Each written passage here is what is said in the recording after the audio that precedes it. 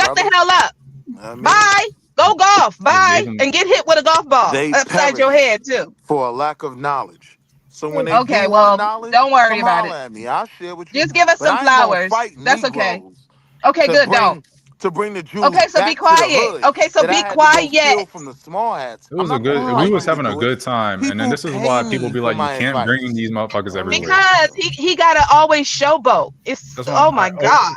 Ezekiel, can Willie finish what he was saying, and then can you go back to what you were saying? I'm here for the show, bro. I'm not gonna push back on none of that. Like, Yeah. All right, Willie, can you please finish what you were saying? It was so one that, very we simple can just, point, and I'll keep it short, right? I don't you want to believe finish in without? following. I don't believe in just following anyone, probably beside Nancy Pelosi, right? In terms of investing, right? It's more about the knowledge. It's more about learning the fundamentals of these markets, understanding what you're investing in, knowing your mutual funds Oh from your my ETFs. god. That was my only point. I Start thought it there. was more about So when I making money. originally, Yeah, no, I'm right. not You done. can know it, I'm not but you're not making no money. All You right. still doing something wrong. Willie, bro. Willie, I appreciate the information you have provided to us today. Okay, we ain't got to be fighting, Thank guys. you, Can't we Willie. all just Thank get you. along? Thank you, AR.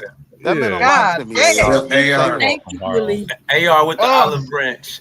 That's what I'm saying. You know, I'm just trying to, keep it all, Shut his friendly and ass shit. up. That's what he's trying to do.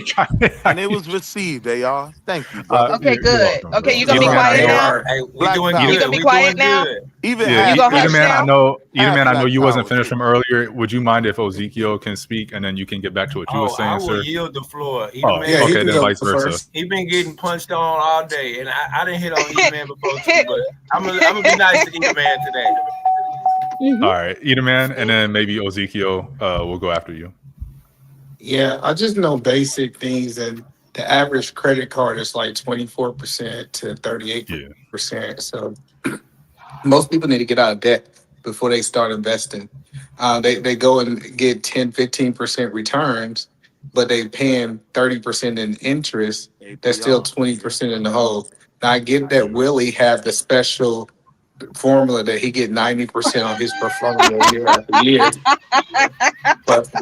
But for That was most never people, my claim, brother. how My long? Wait, claim was the Willie, fundamentals he's just making a preventing. joke, man. Just let him finish, man. Come on. My fault. My fault. Golly.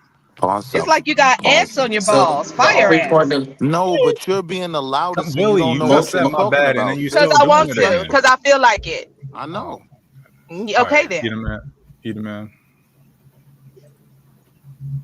Y'all hear the birds in the I just background? wanted to hear most All right, people just not gonna make enough money in their investment portfolio to outweigh the amount of interest and debt they have. That's why I tell people to get out of debt, and that's kind of what Dave Ramsey talk about before you start running and investing.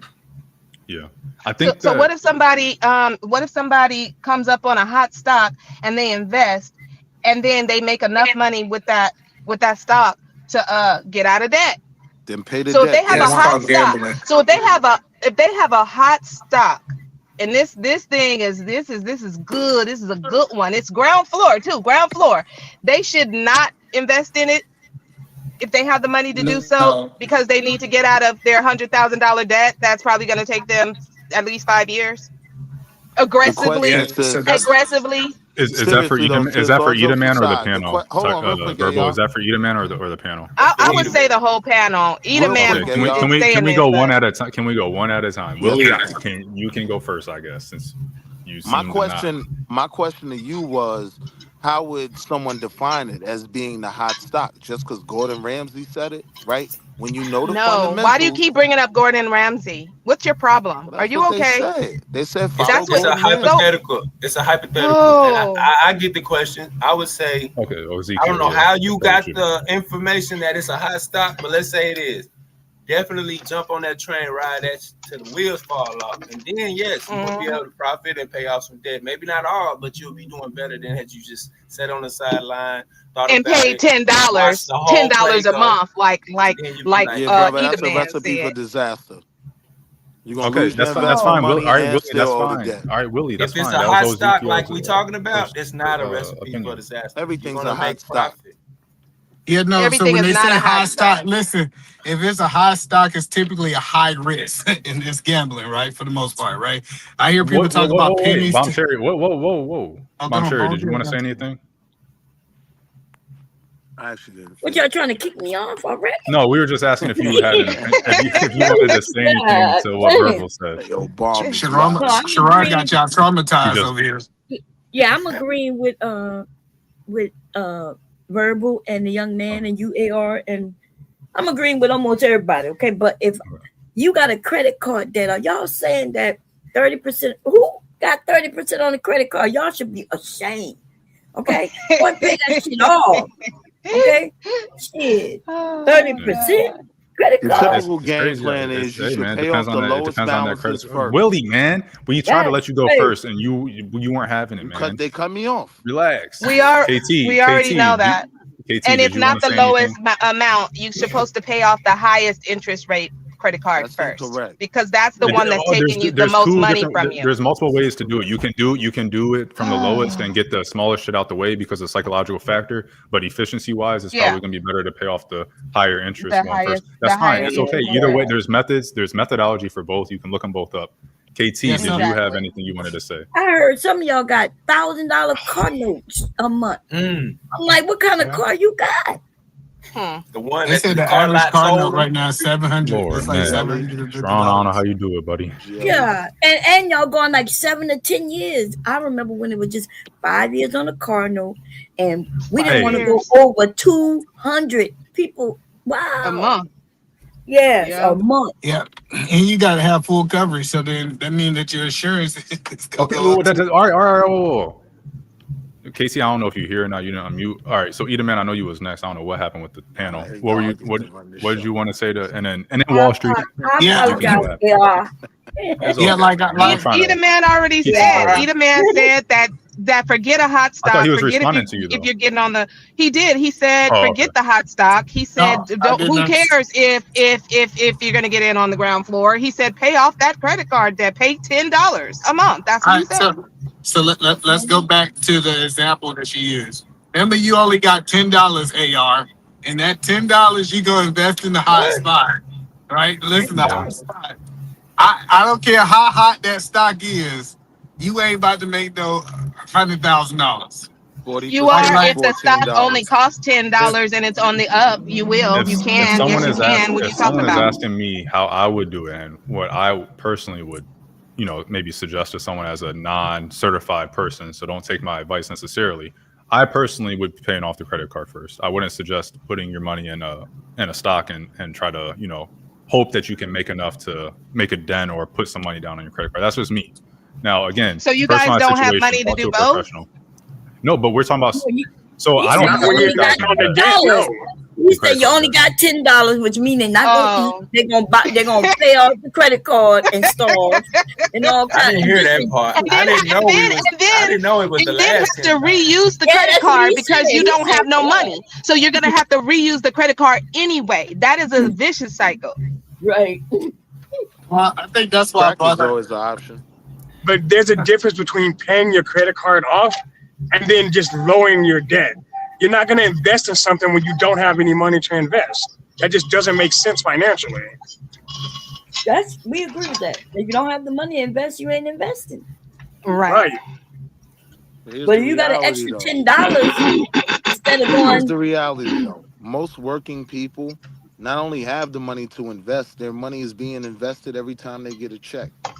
This is why I was talking about the difference. Answer the question, Willie. Answer the question. What was the question? Read. What was the question? Read. All right, I got you, man. Natasha Vincent. Panel, all right. Members each suggest. Is my mic not working or something? It's working. What is happening? Okay, Natasha Vincent, y'all, with the $6.99. Can the panel members each suggest a personal finance book for the audience?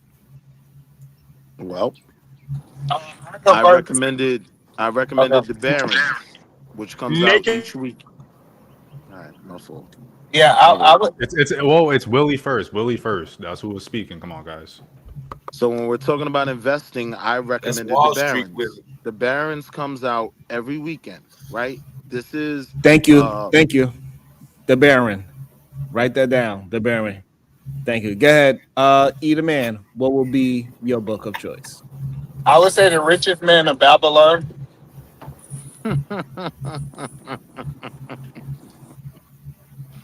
I don't know any beginner books, but The Intelligent Investor by Benjamin Graham is like the holy grail for value investing. And then also Security Analysis. I don't remember if that's Benjamin Graham or someone else, but Security Analysis is another one. Okay, I would say I can't remember the title, and that's pretty bad. But as far as personal finance, there was a book I read. You remember them books called For Dummies? It was something called Finance or something for Dummies, and I consider myself a dummy. But they had good information in that book, and personal finance is definitely a key ingredient to investing. I wouldn't suggest an investing book before the personal finance. All right. Agreed. Rich Dad, Poor Dad. That's another good one. Yeah. Is it my turn? Is that why I'm Yes. called to the floor? I'm in front of the Queen. congregation. Yes, Queen. Okay. So I would say all of those, and also put it in the mattress. It's by Yo Mama. I know that's right. Word. That book has been debunked. I think another one is Don't Eat Your Marshmallow Too Soon. That's a really good book. It's about the book that taught me most about stocks was Naked Forex. It talks to me about the bull markets. It taught me about candlesticks specifically. That's more when it comes to day trading. It taught me about crypto. It taught me about like literally trading in the moment. 30-minute trades, your stop losses, your take gains. You know, day trade, you be here. Talk about day trade. You Break down the stop loss, Shadow. You be here with us. Shadow, break down the stop loss. Crypto is a scam. It's a scam. Wait, Crypto is a scam. It's a scam. Shadow, break down the stop loss. Hold on, let's get the rest of it. Okay, and mine is okay. Y'all heard of Lotto? Lotto got a song. Y'all know what I'm talking about? What's that other chick? Because I don't know nothing about these stocks, so we gonna party, y'all. We gonna party like it's 1999. I'm trying to see where you going with this. It was always wrong, So not a book, just a song. Party like it's 1999. I like that. Yes. Yeah. Hey, that's no advice from me. That's a good yeah, we need financial Fridays. So one of the things that Shadow brought up was stop. Damn. He stopped choking. You reading it verbal? Okay, Jay Villa, the realist, said we need financial Fridays because it looks like people are listening, in my opinion. I agree. Why you? Oh, you. Go ahead. Yeah, I think that's good. Yeah, go ahead. But just not Willie though, and not Either Man, because Either Man. Ain't got to worry about me. Have any of you guys read the 48 Laws of Money? No. No. Hey, who's that by? I'm trying to remember. Is it on Kindle? Is that something new? Because I ain't never heard of that. I think it's like Morgan House or something like that. When that book come out? It's not a new book. Oh man, well it might be outdated. But we can't do Financial Fridays because we already have Foolery Friday. We need to do Money Mondays. Making money. Because I like Foolery Friday now. Don't be taking my Foolery Friday away. Also, think about how we could kind of do it on a Monday for people who are in the market, and we could really talk about real life things we doing. And you know, that's different levels. So the beginners maybe could just watch and learn. But yeah, I could see that. I went to my so I don't know if people have, who has a credit union, but I have a 403B through my credit union, right? And I will say that I've seen nothing but growth in it. Like it's really, really been very successful. Congratulations. That's what's I have a credit union. What I got to do? You just go in there. You just go in there, and you say that you want to speak to a financial advisor about about investing, like for a 403b, they usually have those products there. And then they one thing that I liked is they ask you what is your level of risk, so they gauge how risk averse you are, and based on how risk averse you are, they will advise you on how much you need to start with, and then they'll decide which stock items that they're going stock products or what have you that they're going to diversify your portfolio with. I wish I had the risk tolerance of men. That's one thing I admire about men. Their risk tolerance. I'm telling the truth. If I No, for had real. the risk I tolerance of agree. men, Yeah. I would be very rich right now. If Aggressive, Hey, Diva. No, for PhD real. boy. Aggressive. For Hey, real. That's the thing. PhD boy. And lose it It's all. funny, like when me and my wife was sitting there with the thing, like it's like they was talking to two different people. It's like she was like, Hey, just enough. I just want enough. I'm like, nah. We gonna either lose it or we gonna make it all. you Oh, all in. hell Hey, no. You all one in, more need a thing. man. Yeah, you need to let your A lady 403b lead. is a 403b You is need to similar to let a her lead on 401k. finances. So a 413 is similar to a 401k. It just means you're at a nonprofit. It's a 403b. Yeah, I 403b. know it's the same thing Yeah, as a 401k. you said 403k. It's not a No, I said a 401k. I said a 403b is the It's, same thing as a 401k, except a 403b is for people who work at nonprofits. There's differences, but that's fine. They're more I or less get the the same though. point They're you similar. make. They're Yeah, very I know. similar. Yeah, they're I'm very just saying similar. it's That's the same fine. thing. Yeah. Like, Well, listen, I get it, anybody AR. first, anybody selling food stamps, and second, can I invest food stamps after I buy them? That's Yes, right. you can. Yes, you Hey, can. yes, you can. Wow. Hey, Where they do that at? I need to know.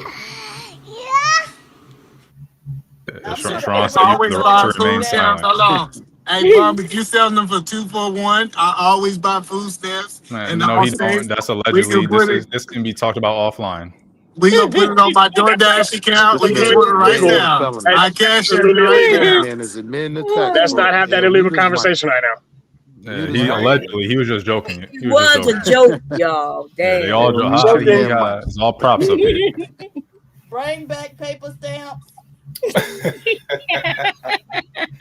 You told Yeah, make it man. rain. Make it rain. Those were the easiest to buy and sell. Now Tired of what milk. is it? They got to give you somebody got to give you their card and give you a certain amount. So you really got to trust them. No, you don't. You don't gotta get no card. You can put it on a Walmart account and you can send it to my house. DoorDash. Well, Tired you, of He's milk. getting audited tomorrow. Wait, That's since, No crazy. milk. since we're not having illegal conversations, people are copying food stamp cards Yeah, you better be from the careful. actual grocery stores because they're copying your track 1 and track 2 data, and a lot of people are getting their food stamps stolen, especially currently in the DFW area. There's been a lot of food stamp fraud because of Yeah, that. why you snitching? Well, I'm looking at Either Man right now because he got all the little, he talking about Walmart cards and all kinds of stuff. So I'm looking at him. you He's can look at me suspicious. how you want to. I got all these damn kids. Keep looking. Oh, I boy. got all You these kids. I gotta feed them. You gotta figure it out, huh? You had to do what you had to do. Okay. Look like Sharon is putting up Natasha wrote the names of the books. Thank you, Either Man Natasha. said, oh, you gonna read it? Go ahead, baby. No, she just said, oh no, I didn't see the Well, I Either Man was one. about to read it until you opened your mouth. My bad, sis. But you got it though. You got it, baby. You got it. I was Anyway, reading the one AR she wrote to said, me. oh, okay. AR, I don't think she wrote it to you. She was saying that's the book you mentioned. She Okay. said, Willie, the Barron's newsletter or Rich Dad Poor Dad. Yeah, those were the books you Those mentioned. are the She's just books letting you people know the mentioned. books that everybody on the panel mentioned, so That's they why I can. said She was shout saying out to reach her. it. No, God I'm listening. dang. All right. Number. Then, Boncher, you were saying. Oh, Ezekiel, is that how you say that, babe? It said financial, personal finance for dummies by Eric Tyson. Yeah, that's a good book. That's definitely Natasha says, Shadow says, naked vortex. Is that how you say that? Forex. Oh, okay. It's short for foreign exchange. Go ahead. You can finish reading it, babe. You got it. Naked Forex is wild. Yeah, naked forex, high probability techniques for trading without indicators. By Alex. I can't pronounce the I ain't Okay, gonna try to pronounce them pronounce names. this. Okay, that last name. And Bomb Cherry said, a lotto verse from some unknown origins, party like it's 1999, and we love us some Bomb Cherry. Thank you, Natasha. Oh, I got one. The Psychology of Money. That was a good one. I did read that. Diva with the late entry. We got you. Is that a Psychology of Money? Is that like a more I like a need to personal get that finance type book? It's about Or like psychology about money. right. How It's we how think you about money. Right. Yeah, Yeah. Definitely. I think someone else. I think someone else said something about personal finance, and I definitely think that those things should also be done at the same time, because it is true that, you know, when people talk about debt, that's like psychology of money. When you learn, about your spending habits and where your money, all that. I don't know what the book's about, so I'm just spitballing here or whatever. But I assume it can kind of help you with managing your money and whatnot, and definitely do. knowing what you're spending on. Personal finance for dummies. Hey, Diva, is it by like somebody named House or something? Money. Is the person's last name like House or something? Yeah, Morgan something. Morgan. Something about House, like Morgan House or something. Yeah, that's the book. It Another talks good a lot one. about I the think time Morgan's the value name, of like- money. Another So good when one it's is talking Willis- about that, it talks Willis about the 72. difference between Yeah. just leaving your money in a It is. savings account, getting 0.08%, and investing it, conservatively or moderately. So yeah. Another good one.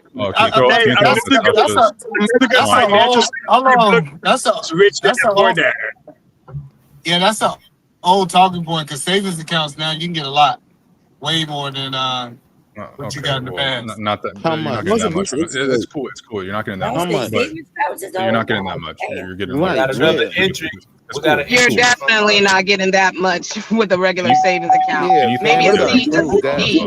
Yeah, no, I'm saying like with new savings accounts, like for example, if you was just to keep your money in PayPal, I think PayPal give you, if I'm not mistaken, and it's like 4 or 5%. Like we never seen that in savings account. That's not a savings That's account. impossible. You got money market accounts. You got all that out there. No, I said PayPal do have savings accounts. What are you talking about? He's talking about And also Chime's saving account, I think does like 3.5 or 3.7 right now. Yeah, those above the rate of inflation. Those are good. So you gonna put a savings account title on it, even though it ain't a bank? Those are banks. they do operate as banks. A bank? Yeah, those ones like I know they didn't start off as that, but where they reserves it? they're insured by the FDIC like everywhere else. Yeah, they're insured by the FDIC. Chime is also a sub-branch of Wells Fargo. Did we say PayPal wasn't a bank? I'm trying to PayPal's see. Is that what definitely we a financial saying? institution. Everything's a bank nowadays. It's a It's bank. cool. We don't have to. Yeah, there's like certain. A lot of these things didn't start off as banks, but then they went and got like the accreditation. Correct. That's what y'all want to call a bank. Cool, but Yeah. I know who's a bank that people don't know about. Farmers Insurance is a bank. It is a bank, bro. I know it sounds crazy, y'all. Is Farmers a bank? Farmers a bank. It's an insurance I didn't know. company. You're right. I didn't know that. I knew they were an insurance company. It's an Wait, is insurance Farmers company. also a credit union, or is it just a bank? No, Farmers isn't a credit union. It's a How is Farmers a bank? How? It's an bank. Yes, Farmers have a bank. Like so, they actually give out loans. I'm a bank too. Starbucks is definitely a bank. Send me all your money. Wait. Right. No, but seriously, Starbucks is Right, a bank. AR. No, seriously, Starbucks is a bank. You could get loans from and everything. Starbucks is a bank. That's why you can get a. That's why you can get a state. That's why you get a state Starbucks card. So they a bank. So wait. Are they? Are they? Do they I actually just looked it up. Insurance is not a Farmers. bank.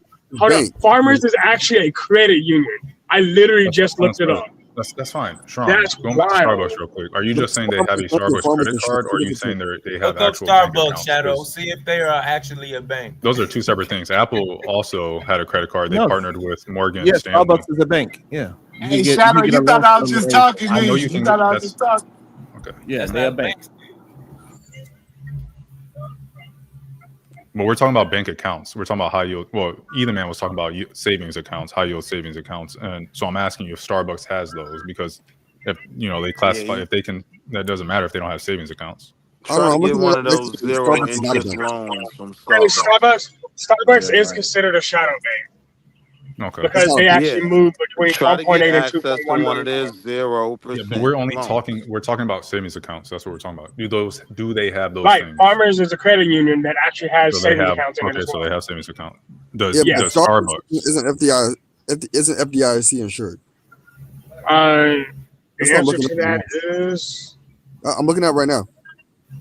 Yeah, the bank of Starbucks, y'all. So, ladies, I hope y'all the FDIC insured through. Oh, shit, sorry. No, it's not. Go ahead, Shadow. I was just gonna fuck around. Go ahead. No, they're FDIC insured. Hold on.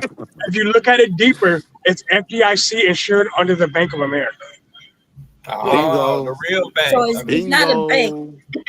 I used to work for credit card companies, and the bank will issue it, but the companies will have the bank credit card in their name. You know what I mean? So yeah, that's what I was saying about Apple. Like Apple has a credit card or had one, and it was right. issued And Wells by Fargo Morgan is the holder of many of these credit Everybody cards. can do banking, but everybody ain't a bank. So that doesn't make Best Buy a bank because you can get a Best Buy credit card. That's what I'm saying. The banks are still the banks.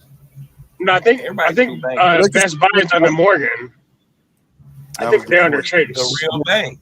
The real bank. I don't know what the FDIC does totally, but in this context that we're talking about, they insure your money. So if the bank goes under, all right, you can wait until I was done talking, Willie.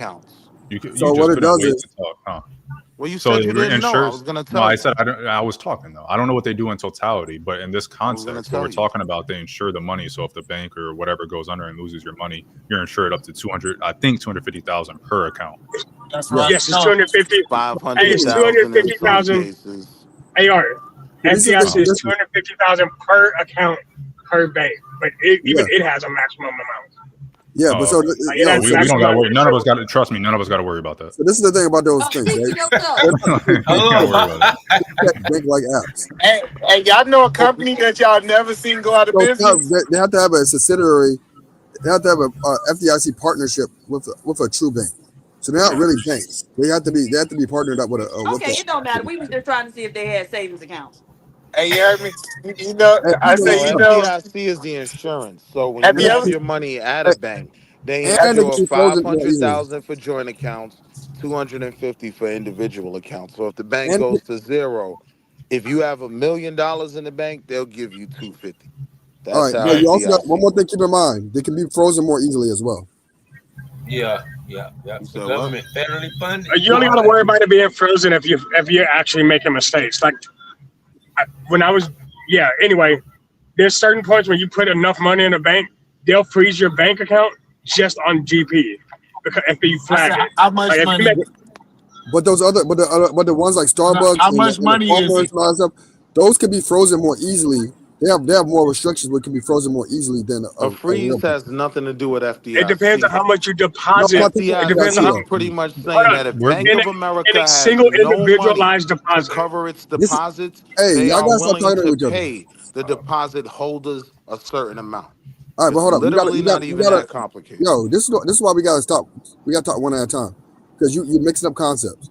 But just real quick, the freezing. Because we're just talking about the average person. The average person not going to worry. Doesn't have anything to worry about. Nothing freezing. to do with FDIC. You don't have to worry about it. That's all. The average person. Well, you're right. The average person that's not committing illicit activity does not have to worry about their money being frozen. Which I take it to be the average person. Of FDIC.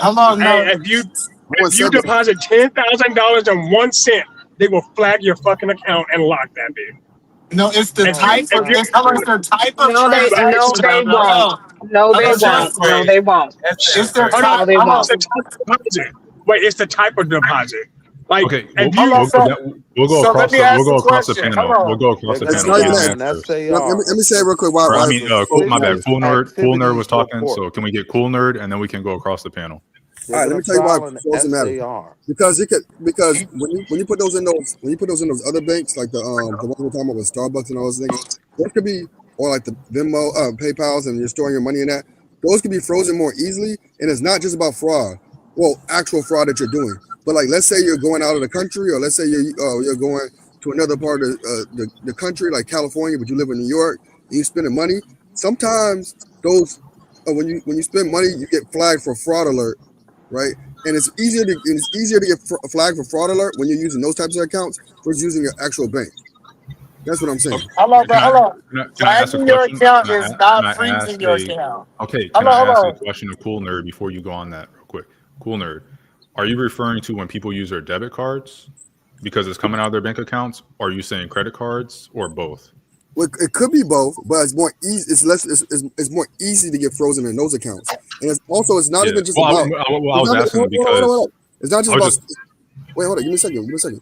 It's not just about traveling. It's also about how much you deposit or withdraw. If you do a certain amount at the same time, and you will get frozen as well. Okay, gotcha.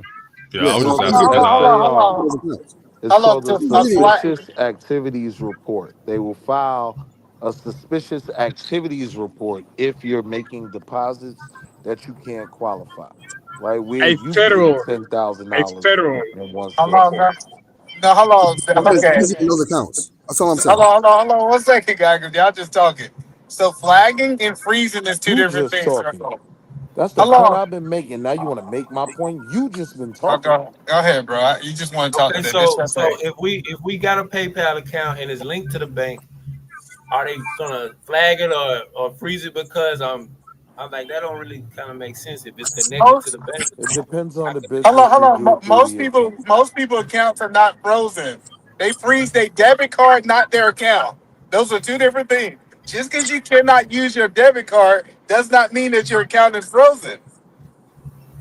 Frozen means that nothing. Frozen means that nothing. Like, you can't even walk into a bank and to be able to and take money out of it. That is a frozen bank account. And typically, money is unable to be moved. Right. A frozen bank account comes by court order. Usually, you have to have a court order to freeze somebody's bank account. They can't just freeze it because they think something's going on. They can freeze a debit card.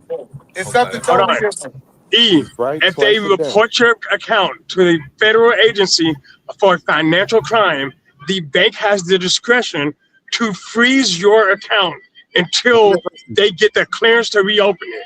I.e., if you go in and deposit $10,001 in cash, they will freeze your account.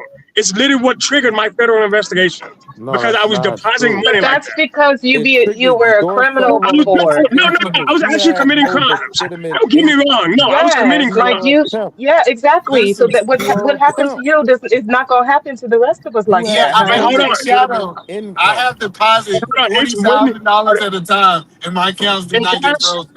Wait, in cash. $40,000 in cash, and I'm telling you, my account did not get frozen. It got flagged. I got a call, but I did not get frozen. Was it a personal account?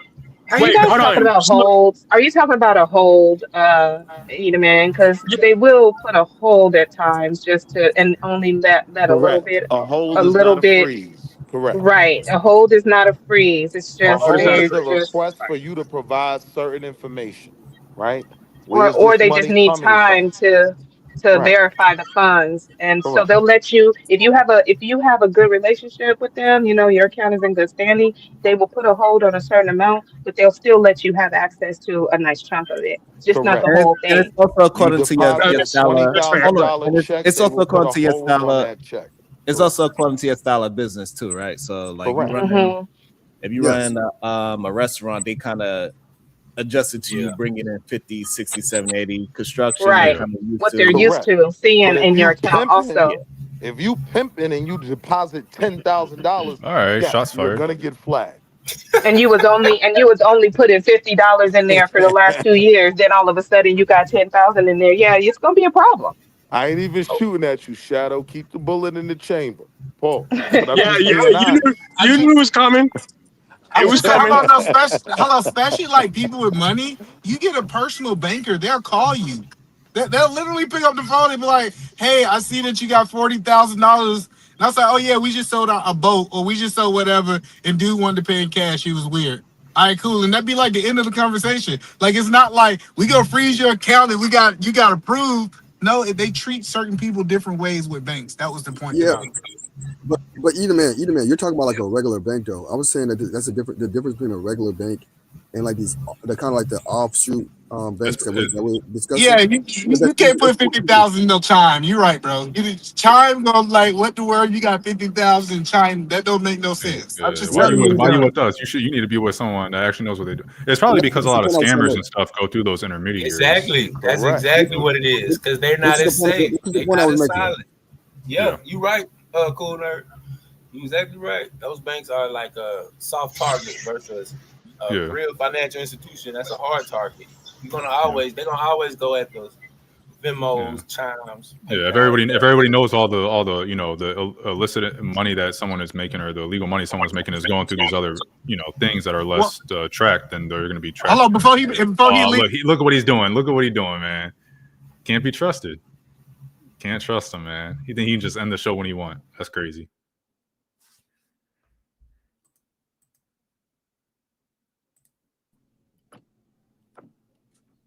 Yeah, we appreciate you. So, Diva, any final thoughts?